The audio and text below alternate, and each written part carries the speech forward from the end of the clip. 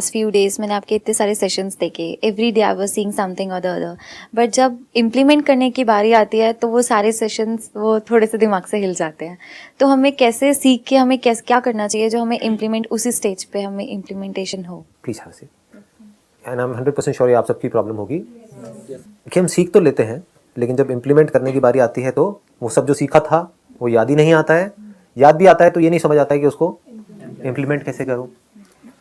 अब आपका क्वेश्चन मुझसे ये होना चाहिए कि आप मेरे सेशन देखते तो हो लेकिन उससे कैसे सीखें, सीखना क्या है, क्या जो आपको सीखना लग रहा है वो सीखना है या सीखना कुछ और ही है।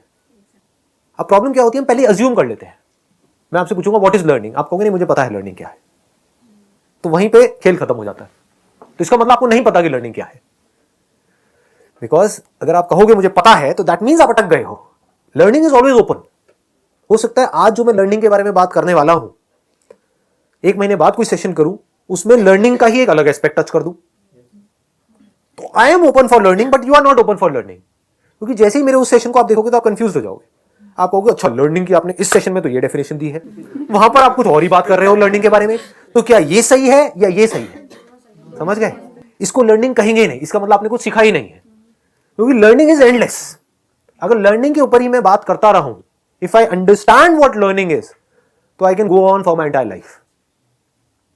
अगर मुझे नहीं पता लर्निंग क्या है तो मैं फटाफट से गूगल में सर्च करूंगा, अच्छा this is the definition of learning, ये है, रट लो, आपको भी समझ आ गया, मुझे भी समझ आ गया लर्निंग क्या है।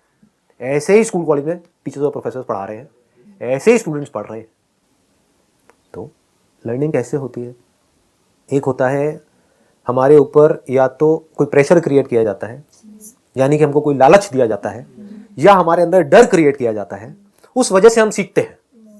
हमारा इंटरेस्ट नहीं है उस काम में, हमें अच्छा नहीं लग रहा है, लेकिन सीखना पड़ेगा। जैसे स्कूल कॉलेज में जाना पढ़ना लिखना पसंद नहीं है, फिर भी क्योंकि उसके पीछे कुछ लालच है, कुछ डर है, तो चलो पढ़ लेते हैं ना, 4 साल कर लेते हैं ना। उसके बाद में कहीं जॉब करने के लिए आप गए, उसके लिए आपको एक मशीन चलानी सीखनी पड़ेगी। वो मशीन कंप्यूटर भी हो सकती है, कुछ भी हो सकती है, depending upon the nature of your job. तो वो भी आपको सीखना पसंद नहीं है, लेकिन वहां पर आप सीख रहे हो। इस सीखने को आप मैकेनिकल लर्निंग बोल सकते हो।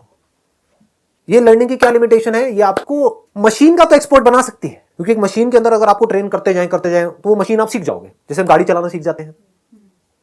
ऐसे ही अगर आपको एक तरह का काम सिखाते रहे तो वो काम करना आपको आ जाएगा, और उसमें आप एक पर्टिकुलर लेवल पे भी पहुंच जाओगे, वहां से पैसा भी आ जाएगा। तो आप उस काम के तो एक्सपर्ट बन गए जहां से आपके पास में पैसा आ रहा है, लेकिन आप लाइफ के एक्सपर्ट नहीं बने।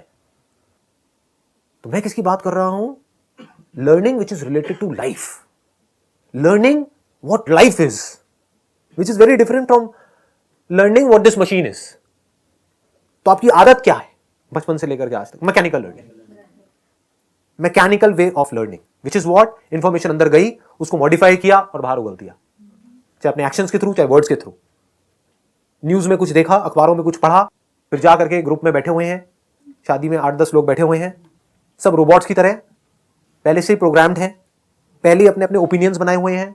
यहां से ये कुछ बोलेगा, सामने से उसका रिस्पॉन्स पहले से ही तैयार है, बिना सुने कि नहीं जो तू कह रहा है वो गलत है, इधर से कोई आएगा नहीं जो तू कह रहा है वो सही है।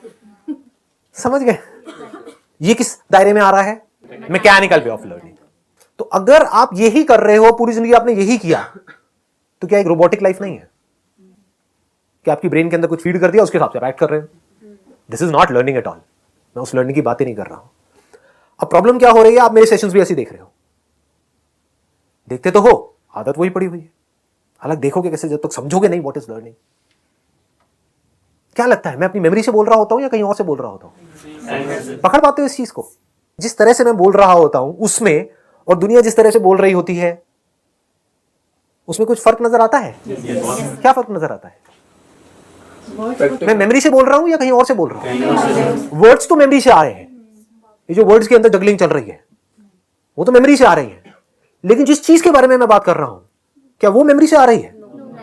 I am just seeing things as it is and just using memory to say it to you. दोनों में फर्क समझ आया? इस तरह से रियलिटी को देखना और समझना ही लर्निंग है, real learning of what life is. अब गड़बड़ क्या होती है, इस लर्निंग को भी लोग लर्न कर रहे हैं मैकेनिकल वे में, यानी बुक्स के थ्रू। तो आप अगर 50 अलग अलग बुक्स पढ़ोगे तो 50 में अलग अलग बात करी जाएगी लाइफ के बारे में। अब आप कंफ्यूज हो जाओगे, आप कहोगे उस बुक में वो लिखा है, वहां पर वो, वहां पर वो, वहां पर वो, वहां पर वो, वहां पर वो, कंफ्यूज हो जाओगे। तो क्या ये लर्निंग किसी काम की है? लर्निंग कब है काम की? जब वो लर्निंग कंफ्यूजन को खत्म कर दे पूरी तरह से। That is real learning. आपको पता कैसे लगेगा कि लर्निंग सही हो रही है नहीं हो रही है? जब कोई कंफ्यूजन नहीं है, माइंड बिल्कुल क्लियर है। अब वो माइंड क्लियर कैसे होगा? क्या बातों से होगा? समझना किसे कहते हैं?